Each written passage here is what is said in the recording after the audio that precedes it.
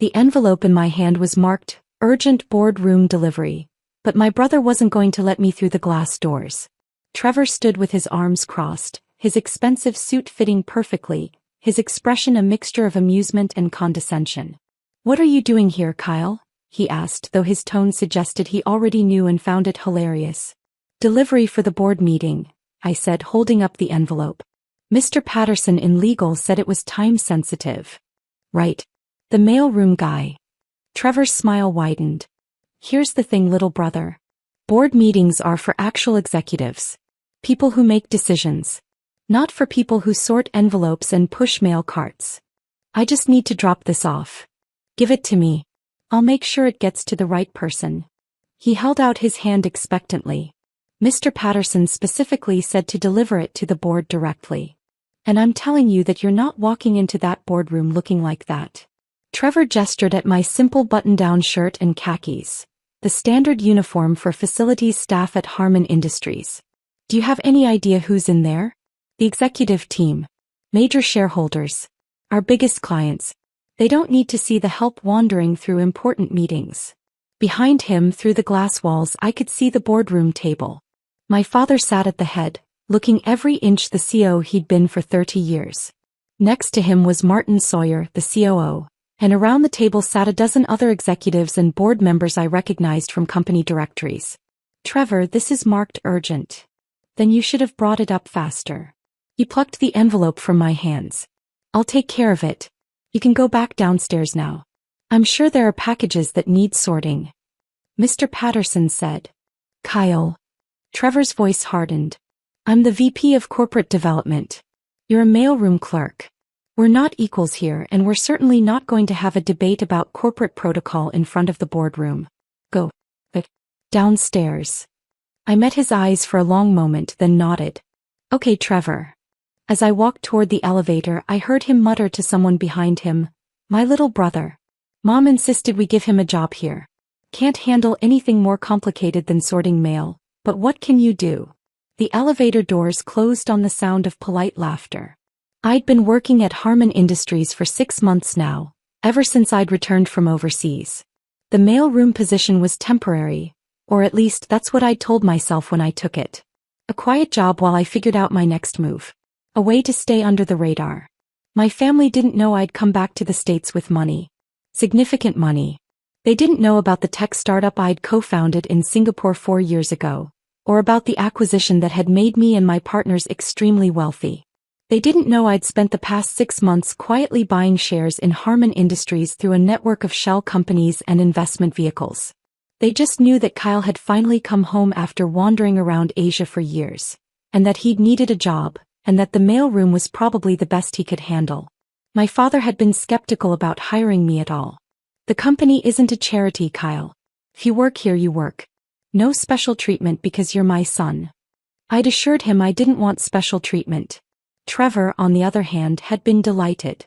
It gave him another opportunity to highlight the contrast between the successful son who'd risen through the ranks and the disappointment who sorted packages. My mother had been quietly embarrassed. "I wish you'd done something with your life, dear. Trevor is VP now. Your sister is a surgeon. And you're delivering mail." I'd smiled and told her the mailroom suited me fine. Back at my desk in the basement, I resumed sorting the afternoon delivery. My supervisor, Rita, appeared with a coffee and her usual kind smile. She was 63, had worked at Harman Industries for 40 years, and treated everyone with the same warmth regardless of their position. "How'd the delivery go?" she asked. Trevor took it. "Didn't want me in the boardroom." Rita's expression soured. "That boy has too much pride. You're his brother. Half the company doesn't know that. He prefers it that way. Well, he shouldn't. Family is family." She patted my shoulder. "Don't let him get to you. You're doing good work here." "Thanks, Rita." After she left, I checked my phone. A text from my lawyer, James Chin. "Paperwork is filed. You now own 73% of Harman Industries common stock. Congratulations." I typed back, "Keep it quiet for now." "Understood. Let me know when you want to make it public." I slipped the phone back into my pocket and returned to sorting mail. The company my grandfather had founded 50 years ago was now primarily mine. I'd spent 6 months and approximately $340 million acquiring shares through dozens of shell companies, buying out small shareholders, purchasing blocks from retiring board members, and gradually accumulating a controlling interest. Nobody had noticed because nobody was looking. The transactions were small, scattered, and routed through enough legal entities that they appeared unconnected. My father owned 15% of the company directly. Trevor had 3% from his executive compensation. Various board members and institutional investors held the rest. Or they had until I'd systematically bought them out. Now I own 73% and nobody knew it except my lawyers. I wasn't sure yet when I'd reveal this. Part of me was content to keep working in the mailroom, watching the company from the inside, learning its operations at the ground level. Another part of me wanted to wait for the right moment. A moment when the revelation would mean something.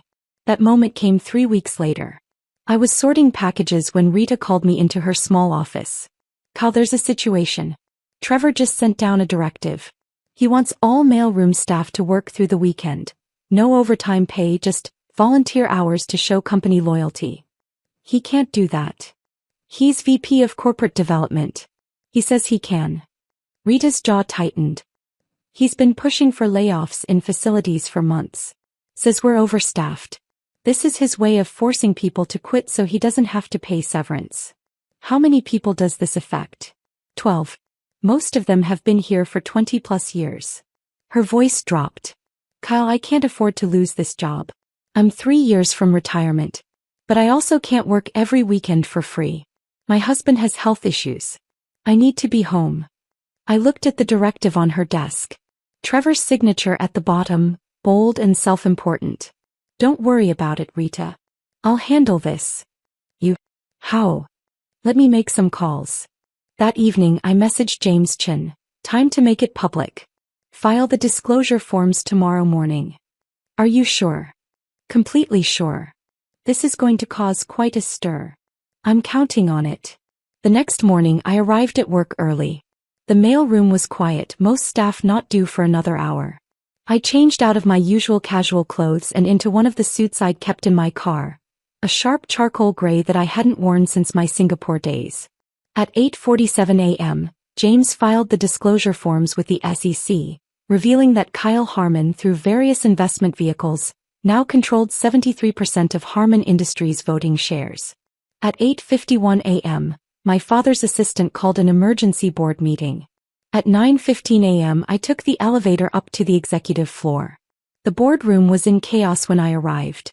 Executives were shouting into phones, pulling up documents on laptops and arguing in tight clusters. My father stood at the head of the table, his face pale, staring at a printed disclosure form. Trevor was near the windows, speaking urgently with Martin Sawyer. "It has to be a mistake. Kyle doesn't have that kind of money. He works in the mailroom." I knocked on the glass door. Every head turned. The room went silent. Trevor's expression cycled through confusion, disbelief, and then anger as he took in my suit, my confident posture, my complete lack of deference. "What are you doing here?" he demanded. "I'm here for the board meeting. I received notice of an emergency session. This is for executives only. I told you before." "Trevor." My father's voice cut across the room. "Is this real? Did you really acquire 73% of this company?" "Yes, sir." The silence that followed was deafening. Martin Sawyer found his voice first. "How? Where did you get that kind of capital?" "I co-founded a tech company in Singapore 4 years ago. Venture capital-backed, rapid growth, acquired by a larger firm 18 months ago. My share of the acquisition was substantial." I walked calmly to an empty chair at the table and sat down. "I've been investing it carefully since then." "Why didn't you tell us?" my father asked, his voice strained. "I tried. 4 years ago when the company was just getting funded. I called you Dad. You said you didn't have time to hear about another one of my schemes, and that I should focus on getting a real job." I smiled without humor. "So I did. I got a very real job. Then I sold it." Trevor slammed his hand on the table. "This is insane. You can't just buy up a company without disclosure." Every transaction was legal and properly reported.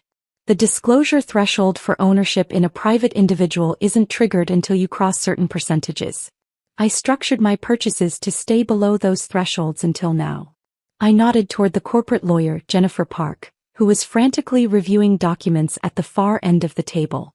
Jennifer can confirm everything was done by the book. Jennifer looked up, her expression professionally neutral. The filings all appear to be in order. The ownership is legitimate. My father sat down heavily. Cal, what is this about? Why go to all this trouble to buy the company in secret? Because I wanted to understand it first. I wanted to see how it really operated from the ground up. And I wanted to see how the family would treat me when they thought I was nobody important. I looked at Trevor. Turns out the answer is, pretty badly. That's not fair, Trevor started. You wouldn't let me deliver a legal document to this room because you were embarrassed by my clothes. You've spent 6 months making jokes about your mailroom brother to anyone who would listen. You just tried to force the entire facility's staff to work unpaid weekends so you could create justification for layoffs. I pulled out my phone and forwarded an email. That directive is cancelled, by the way. I just sent a company-wide memo. You can't do that. I own 73% of the company, Trevor. I can do quite a lot.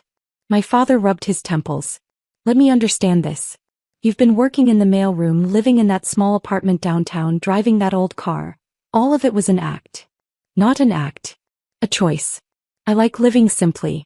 The apartment is comfortable, the car is reliable, and the mailroom gave me perspective. I met his eyes. I learned more about this company in 6 months downstairs than I would have in 6 years in an executive office. I learned that Rita has been here 40 years and knows every process inside and out. I learned that Marcus in shipping has ideas for optimizing logistics that could save us millions. I learned that Trevor has been systematically undermining experienced staff to replace them with cheaper contractors. Trevor's face flushed. That's business. We need to stay competitive. That's short-sighted cost-cutting that destroys institutional knowledge and employee loyalty. It's also stopping now. Martin Sawyer leaned forward. Cal, what exactly are your intentions here?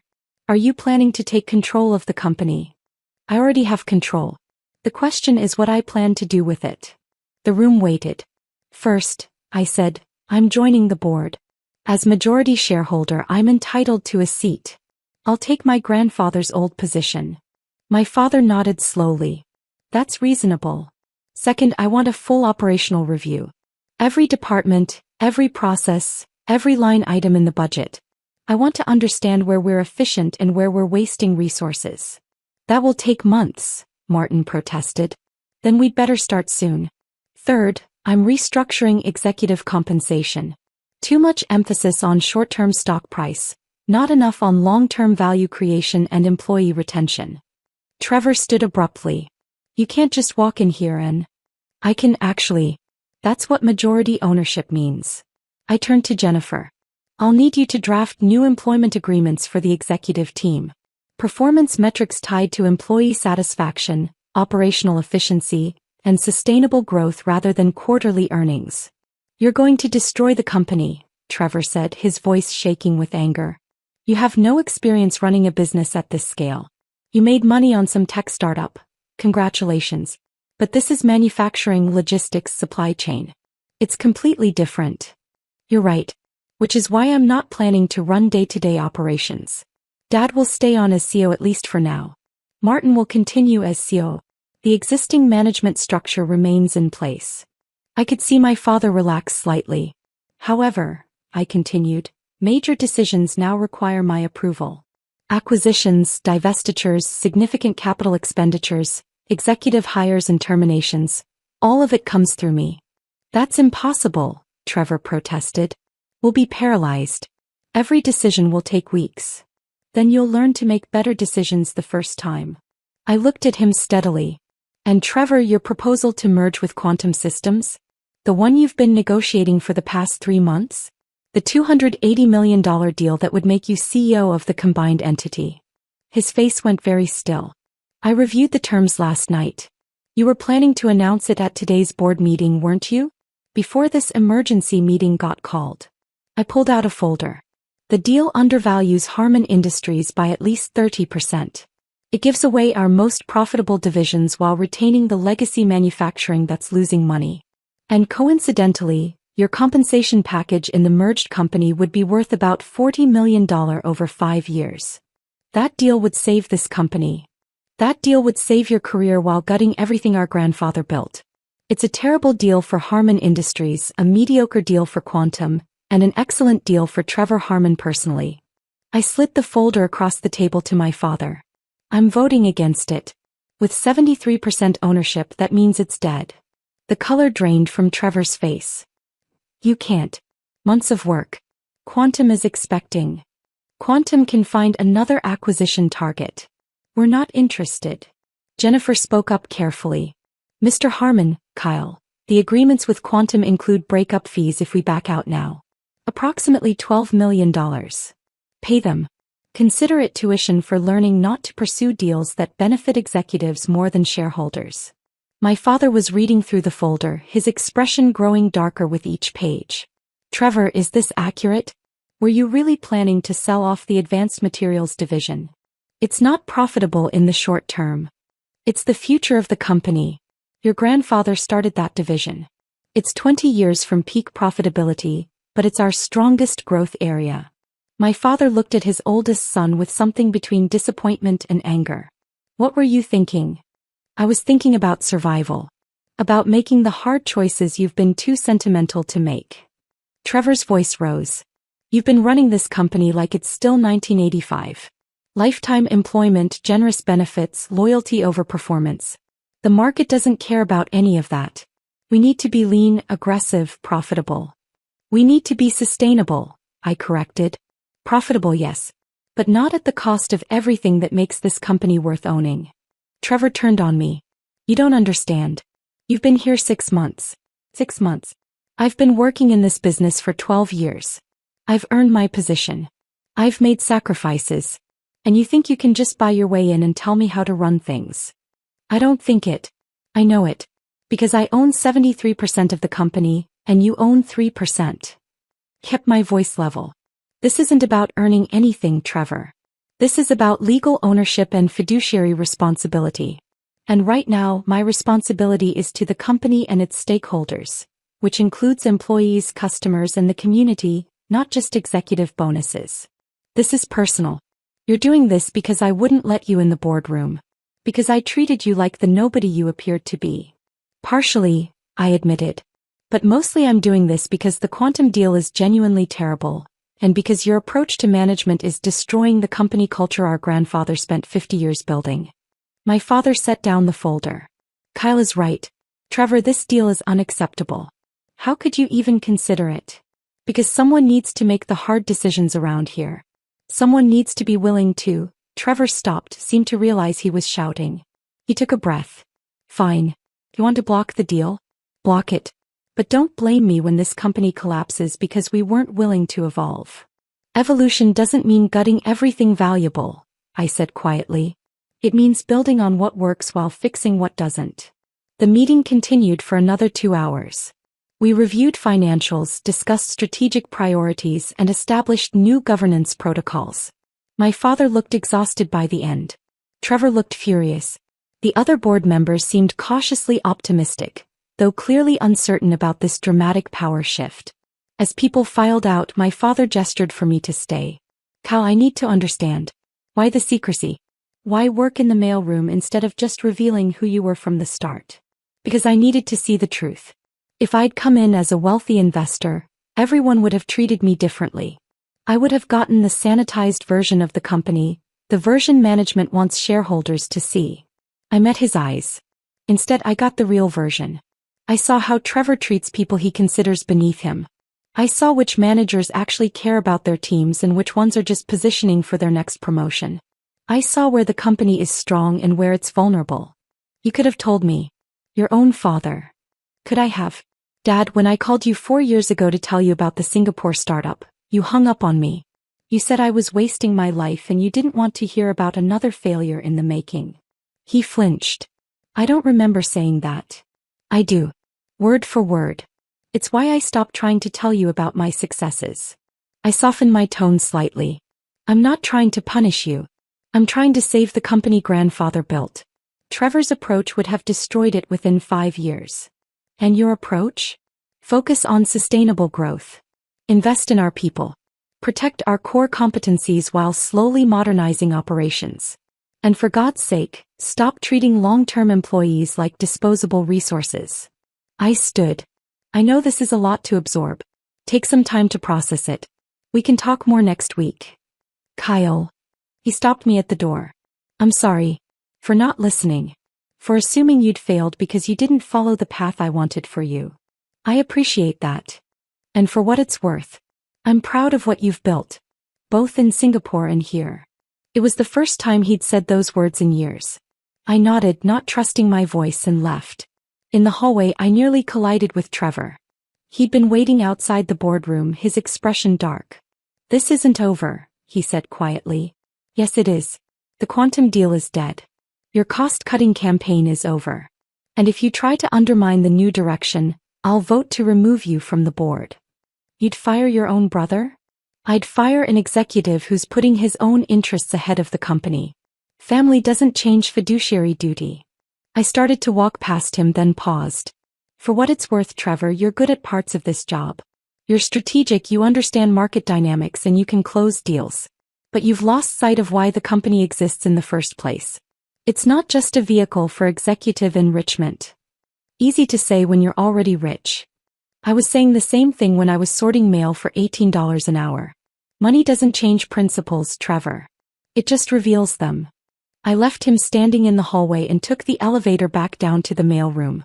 Rita was at her desk, reading the company-wide memo I'd sent canceling Trevor's weekend work requirement. She looked up when I entered, and her eyes widened at my suit. Kyle, what's going on? Long story. The short version is that I own most of the company now, and nobody's working unpaid weekends. She stared at me for a long moment, then started laughing. You own the company. You've been working in my mailroom for 6 months, and you own the company. 73% of it, yes. And you let Trevor treat you like... She laughed harder. Oh, that boy must be furious. He's processing. I bet he is. She sobered slightly. Does this mean you're leaving? Moving up to an executive office? Actually, I'd like to stay down here a bit longer. That's okay with you. I'm learning a lot. You want to keep working in the mailroom even though you own the company. Is that weird? Honey, it's the weirdest thing I've heard in 40 years at this company. But I like it. She smiled. You're welcome to stay as long as you want. Though I reserve the right to laugh about this for the rest of my career. Fair enough. Over the next 3 months, the transformation began. I brought in consultants to review operations, not the usual efficiency experts who recommended layoffs, but organizational psychologists and process improvement specialists who actually talked to frontline employees. We discovered that Marcus in shipping had been right. His logistics ideas could save millions. We implemented them and promoted him to Director of Supply Chain Operations. We found that Rita's institutional knowledge of company processes was essentially irreplaceable. We created a new position for her, VP of Operational Excellence, with a mandate to document and optimize core processes before she retired. We restructured the Advanced Materials division, increasing investment and bringing in new engineering talent. Within a year, it would become our fastest-growing segment. And we killed the quantum deal, paid the breakup fee, and watched our stock price rise as investors realized we were serious about long-term value creation. Trevor stayed on as VP of Corporate Development, but under much closer supervision. To his credit, once the shock wore off, he began to adapt. He started spending time in the facilities talking to employees, learning the business from the ground up the way I had. At a board meeting 6 months after the revelation, he approached me during a break. I've been thinking about what you said. About principles and money, just revealing them. Yeah. You were right. I got so focused on climbing the ladder that I forgot why the ladder existed in the first place. He paused. I'm sorry. For how I treated you and for how I was planning to treat this company. Thank you for saying that. I want to do better. Actually build something sustainable instead of just optimizing for my next promotion. He offered his hand. Think you can work with me on that? I shook it. I think I can. My father retired as CEO a year later, after helping to establish the new strategic direction. The board offered me the position, but I declined. Instead, we brought in an external candidate with experience in sustainable manufacturing and a track record of valuing employees. I remained on the board, attending meetings in my usual casual clothes, often coming directly from a shift in whatever department I was studying that month. The other board members had stopped commenting on my wardrobe. At a family dinner 2 years after the revelation, my mother raised her glass. A toast to Kyle, who proved that success doesn't always look the way we expect it to. And who taught us all a lesson about assumptions, my father added. Trevor smiled wryly. And who will never let me forget the time I wouldn't let him into a boardroom because he was dressed like mailroom staff. To be fair, I said, I was mailroom staff. You were the majority owner dressed like mailroom staff. There's a difference. Is there? I was doing the same work either way. The ownership didn't change who I was or what I contributed. My father nodded slowly. That's the point, isn't it? The work mattered regardless of who owned the company. We just couldn't see it until you forced us to look. Exactly. I still keep an office in the mailroom. Rita is my VP of Operational Excellence now, but she still stops by with coffee and stories about the old days. Marcus revolutionized our supply chain and just opened our first carbon-neutral distribution center. And Trevor? He's actually become one of our most effective executives, because he finally learned to value people over spreadsheets. Harman Industries is profitable, sustainable, and ranked as one of the best places to work in our industry. We didn't get there by cutting costs or chasing quarterly earnings. We got there by remembering that companies are made of people, and people deserve respect regardless of their position on an org chart. It's a lesson I learned in the mailroom, even though I own 73% of the company. Or maybe especially because I own 73% of the company and chose to work there anyway. The signature that blocked Trevor's terrible merger didn't come from a corner office or an executive suite. It came from someone who understood the company from the ground up, who knew its people by name, who'd sorted their packages and delivered their documents and learned what actually made the business work. Sometimes the most powerful thing you can do is choose to see what others overlook. And sometimes the best revenge isn't revenge at all. It's just being exactly who you are and letting that truth speak for itself.